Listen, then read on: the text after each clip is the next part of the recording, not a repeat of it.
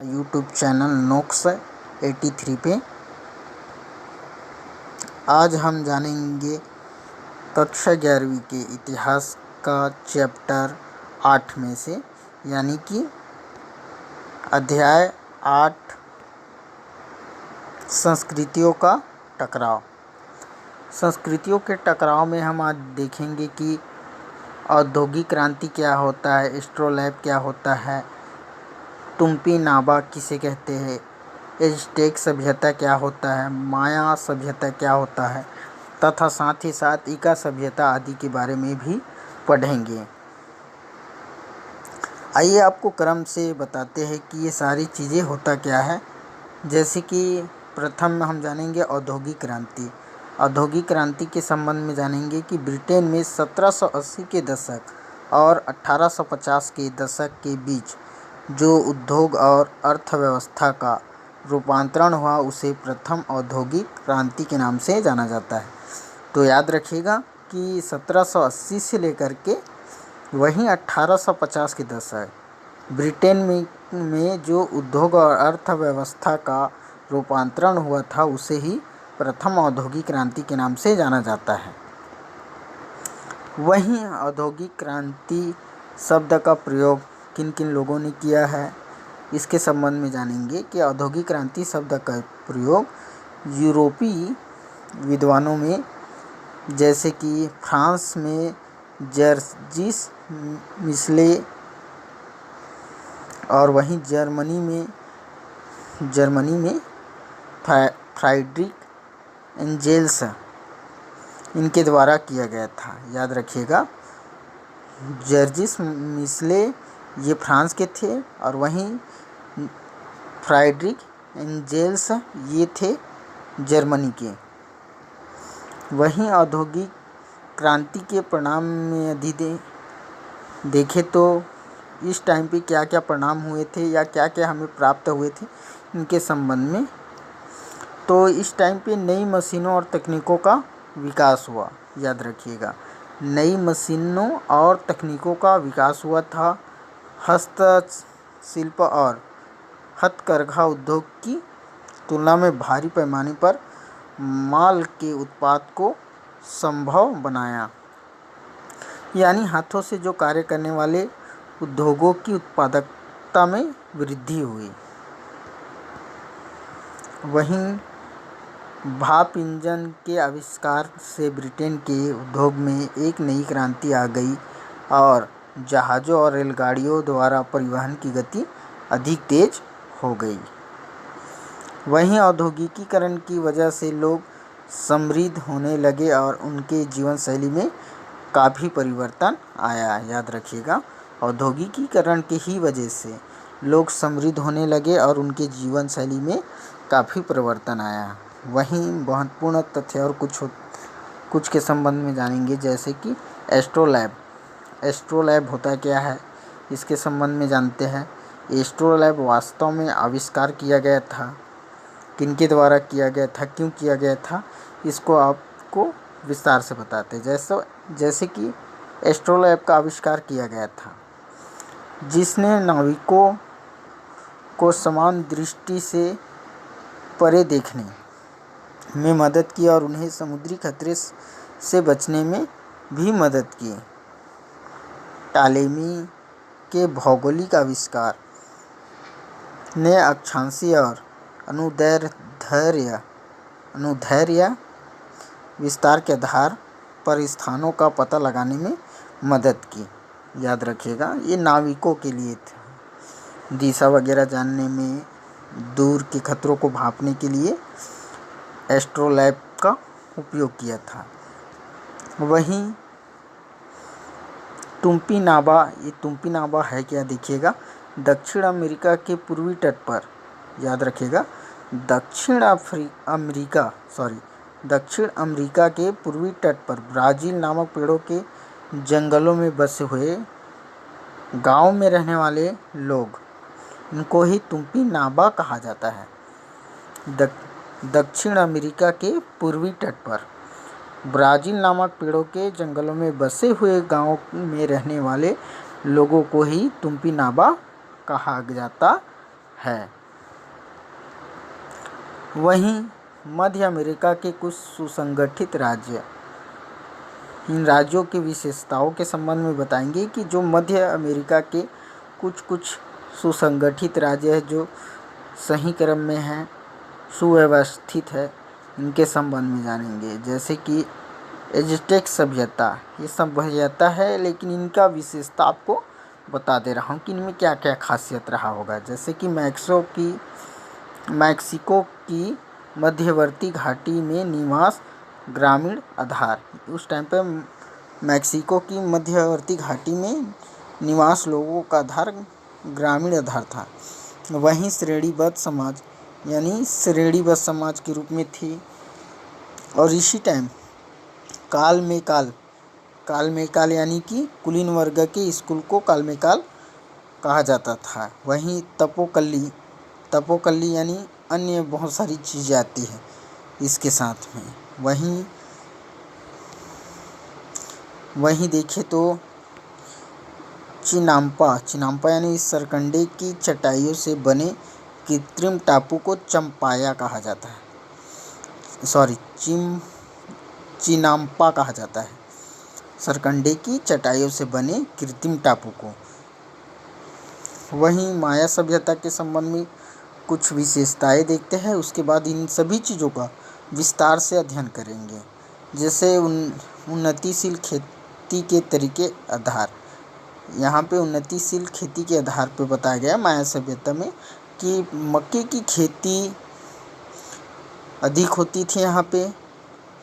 और वहीं यहाँ माया सभ्यता में कुछ और अन्य विशेषताएं थी, जैसे कि सांस्कृतिक विकास, वास्तुकला, खगोल, गणित, चित्रात्मक लिपि, ये सारी इनकी विशेषताएं हैं जो माया सभ्यता के हैं। वहीं इंका सभ्यता के संबंध में देखें तो यहाँ इसका एक आधार है कि कृषि मुख्य फसल, जैसे कि मक्का और आलू, यानी कि कृषि में इस टाइम पे इंका सभ्यता में कृषि में मुख्य फसल उस टाइम का होता था मक्का और आलू।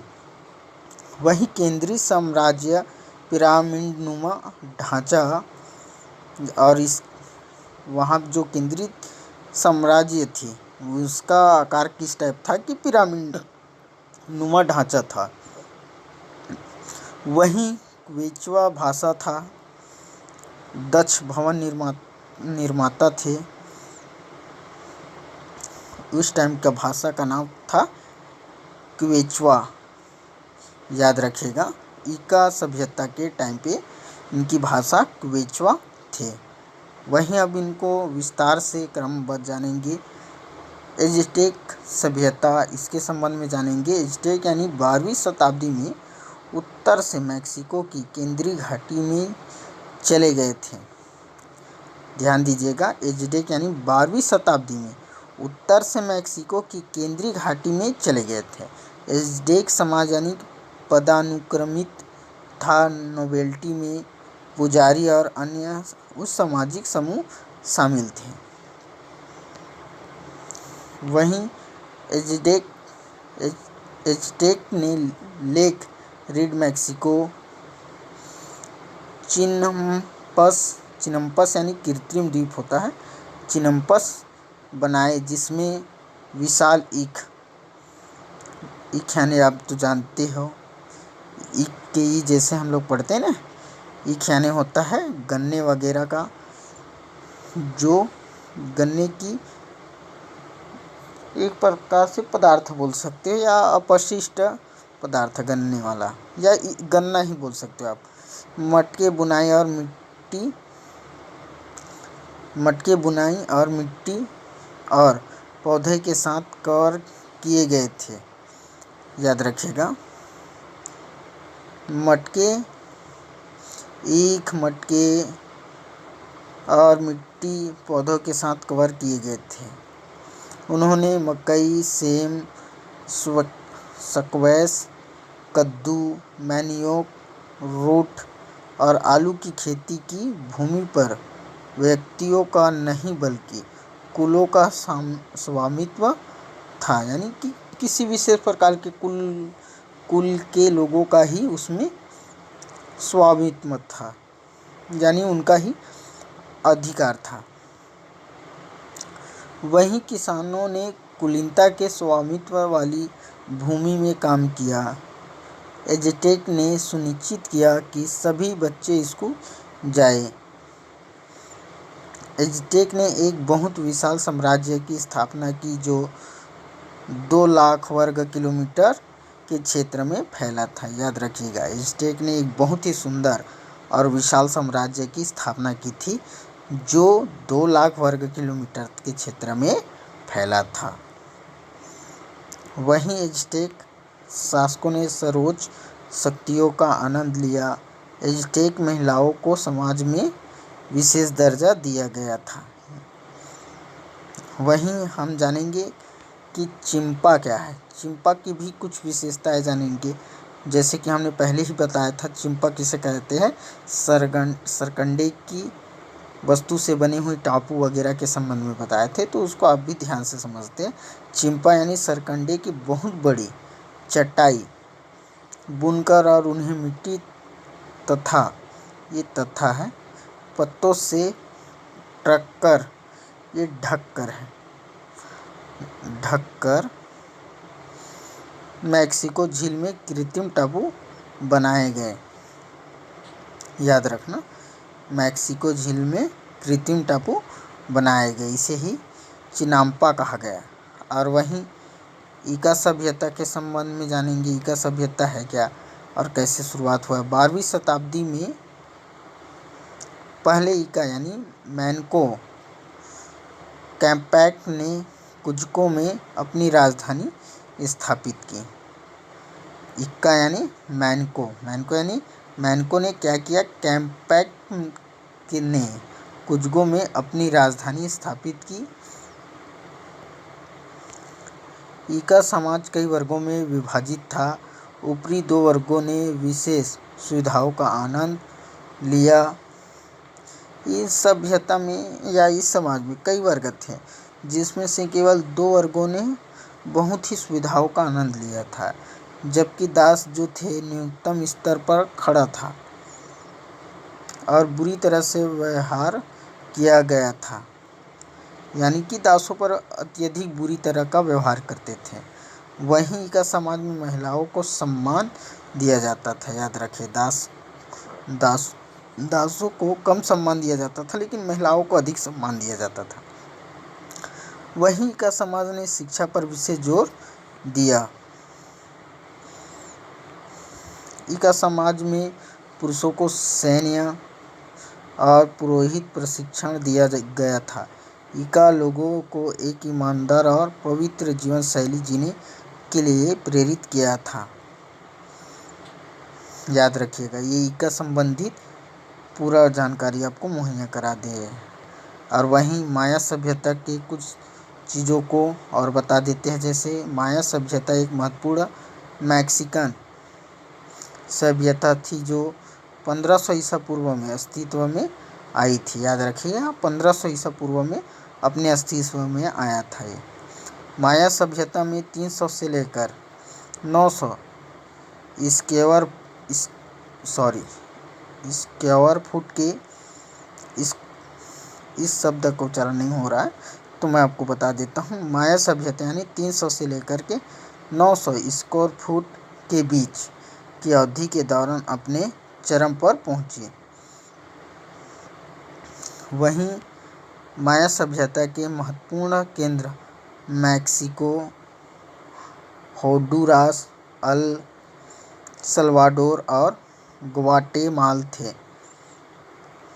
याद रखिएगा, माया सभ्यता के महत्वपूर्ण केंद्र उस टाइम पे मैक्सिको था, होंडुरास था, अल सल्वाडोर और ग्वाटेमाला थे। वहीं इसकी खोज और परिणाम के संबंध में जानेंगे। खोज यात्राओं के परिणाम, तो भाई अमेरिका महाद्वीप की खोज हुई, जिसके कारण विश्वव्यापी व्यापार को प्रोत्साहन मिला। भारत जाने के एक नवीन मार्ग की खोज हुई। यूरोप ने अनेक देशों जैसे इंग्लैंड, फ्रांस, स्पेन, पुर्तगाल आदि में उपनिवेश बनाने और साम्राज्य स्थापित करने की प्रतिस्पर्धा हुई। ये उस समय की बात है। वहीं अमेरिका में यूरोपीय सभ्यता फैलने लगी तथा ईसाई धर्म के प्रचार में वृद्धि हुई। और उस टाइम पे उपनिवेशीकरण और दास व्यापार, इसके संबंध में आपने कक्षा 9वीं में भी पढ़ा होगा, दास व्यापार के संबंध में। तो देखिएगा, उपनिवेशीकरण और दास व्यापार को विस्तार से समझते हैं कि अमेरिका के मूल निवासियों को गुलाम बनाकर खानों, बगानों और कारखानों में काम लिया जाने लगा। अमेरिका के ही वर्तमान में अमेरिका के व्यक्ति तो बहुत संपन्न हैं, लेकिन उस टाइम की बात है कि अमेरिका के मूल निवासियों को गुलाम बनाकर खानों और बगानों और कारखानों में काम लिया जाने लगा था। वहीं इसके साथ दो वहाँ उत्पादन की पूंजीवादी प्रणाली का प्रादुर्भाव हुआ। नई नई आर्थिक गतिविधियाँ जारी यानी जोरों से शुरू हो गई। उस टाइम पे नई नई जो गतिविधियाँ थी वे जोरों से शुरू हो गई थी। वहीं जंगलों की सफाई करके प्राप्त भूमि पर पशुपालन किया जाने लगा। सभी कामों के लिए सस्ते श्रम की मांग हुई थी। और वहीं आगे की क्रम में जानेंगे कि कैब्राल और ब्राज़ील क्या है। ब्राज़ील नामक पेड़ के संबंध में तो आपने पढ़ा था। तो देखिएगा, कैब्राल और ब्राज़ील है क्या। जैसे कि कैब्राल ने तूफानी समुद्रों से बचने के लिए पश्चिमी अफ्रीका का एक बड़ा चक्कर लगाया। वह उस प्रदेश के समुद्र तट पर पहुंच गया जिसे वर्तमान में ब्राज़ील कहा जाता है। इस प्रकार कैब्राल संयोगवश ब्राज़ील पहुंचा। याद रखिएगा, ब्राज़ील यानी कि एक स्थान में पाया जाने वाला पेड़ था जिसे हम लोग उस स्थान को कुछ विशेष नाम से जानते थे। वहीं जिसे वर्तमान में ब्राज़ील कहा जाता है, उसके संबंध में कैब्राल ने तूफानी समुद्रों से बचने के लिए पश्चिमी अफ्रीका का एक बड़ा चक्कर लगाया। वह उस प्रदेश के समुद्र तट पर पहुंच गया जिसे वर्तमान में क्या कहा जाता है, ब्राज़ील कहा जाता है। इस प्रकार कैब्राल संयोगवश ब्राज़ील पहुंचा। ब्राज़ील में एक प्राकृतिक संसाधन टिम्बर इमारती लकड़ी का भरपूर पुर्तगालवासियों ने फ़ायदा उठाया। यानी कि टिम्बर नाम का वृक्ष था, इमारती लकड़ी था, उसका पुर्तगालवासियों ने क्या किया, बहुत ही ज़्यादा अधिक मात्रा में फ़ायदा उठाया। वहीं ब्राज़ील के निवासी लोहे के चाकू, छुरियों और आरियों के बदले पेड़ों को काटकर उन्हें लट्ठे बनाकर जहाज़ों तक ले जाने के लिए तैयार हो गए। वहीं ब्राज़ील वासियों की प्रतिक्रिया देखते हैं कि उनकी प्रतिक्रियाएं क्या क्या रही होगी। तो मूल निवासियों ने फ्रांसीसी पादरी से कहा कि जिस भूमि ने तुम्हें पाल पोस कर बड़ा किया, क्या वह तुम्हारे बच्चों को पेट भरने के लिए पर्याप्त नहीं है। ये ब्राज़ील वासियों के लिए है। और वहीं चीनी मिल मालिकों ने काम करने से इनकार करने पर उन्हें गुलाम बनाना शुरू कर दिया। और आगे की क्रम में जैसे कि हम जानेंगे कि अमेरिका में स्पेन के साम्राज्य की स्थापना। स्पेनी साम्राज्य का विस्तार बारूद और घोड़ों के प्रयोग पर आधारित सैन्य शक्ति की बदौलत है। वहीं प्रारंभ में खोज के बाद छोटी बस्तियां बसानी पड़ती थी जिसमें रहने वाले स्पेनी लोग स्थानीय मजदूरों पर निगरानी रखते थे। स्थानीय प्रधानों को सोने के लिए नए नए स्रोत खोजने के लिए भर्ती, सैनिक दमन और बेगार का तांडव। उस टाइम पे स्थानीय जो प्रधानों को क्या किया जाता है, सोने के लिए नए नए स्रोत खोजने के लिए भर्ती किया जाता है। यानी कि सोने की खान वगैरह, यानी ऐसी बहुत सारी चीज़ें हैं जिसको खोजने के लिए नए नए लोगों की आवश्यकता पड़ती थी। लेकिन बाद में सैनिक दमन और बेगार का तांडव भी होता था। वहीं इस समय महामारी के संबंध में कुछ विशेषताएं भी हैं, जैसे कि चेचक ने अरावक लोगों पर कहर ढा दिया। उस टाइम पर चेचक जो थे अरावक लोगों पर क्या कर दिया था, कहर ढा दिया था, क्योंकि उनमें प्रतिरोध क्षमता नहीं थी। वहीं स्थानीय लोगों द्वारा मानना कि बीमारी का कारण स्पेनियों द्वारा चलाई जाने वाली अदृश्य गोलियां है, और लोगों का मानना था कि स्पेनिया लोगों द्वारा कुछ ऐसी अदृश्य जो ना दिखाई देता हो ऐसी गोलियों का प्रयोग करते हैं, इस वजह से हो रहा है करके उनका मानना था। वहीं स्पेन वासियों ने इस क्षेत्र के 2 बड़े साम्राज्यों को जीतकर अपने कब्जे में कर लिया। वहीं यह काम हर्मन कोर्टेस और फ्रांसिस्को पिज़ारो का था। उनके अभियानों का खर्चा स्पेन के जमींदारों, नगर परिषदों के अधिकारियों और अभिजातों ने उठाया। वहीं आगे देखेंगे हम लोग कि पुर्तगाली शासक प्रिंस हेनरी और उनका वस्तुत्व, तो इसके संबंध में देखते हैं। नाविक हेनरी के नाम से प्रसिद्ध थे। उन्होंने नाविकों को जल मार्गों द्वारा नए नए स्थानों की खोज के लिए प्रोत्साहित किया। जैसे कि सर्वप्रथम हम लोग पहले ही क्रम में पढ़े थे, उसने पश्चिमी अफ्रीका देशों की यात्रा की तथा 1415 ईस्वी में सीरस पर हमला किया। तत्पश्चात पुर्तगालियों ने अनेक अभियान आयोजित करके अफ्रीका के बोजाडोर अतरीप में अपना व्यापार केंद्र स्थापित किया। इसके अतिरिक्त उन्होंने नाविकों के प्रशिक्षण के लिए एक प्रशिक्षण स्कूल की भी स्थापना की। वहीं देखते हैं कि परिणामतः 1487 ईस्वी में पुर्तगाली नाविक कोविल्हम ने भारत के मालाबार तट पर पहुंचने में सफलता प्राप्त की थी। याद रखेगा, पुर्तगाली नाविक जो थे कोविल्हम ने भारत में मालाबार तट में पहुंचने में सफलता प्राप्त की थी। उसका सन है 1487 ईस्वी में। आपको ये जानकारी कैसा लगा? अच्छा लगा होगा तो प्लीज़ हमारे चैनल को लाइक कीजिएगा, सब्सक्राइब कीजिएगा और बेल आइकन दबाना भूलिए मत। और उसी प्रकार से अगर कुछ और विषय संबंधित आपको जानकारी चाहिए या आगे की पाठ्यक्रम संबंधित जानकारी चाहिए तो हमें कमेंट कर बताइएगा ज़रूर। धन्यवाद।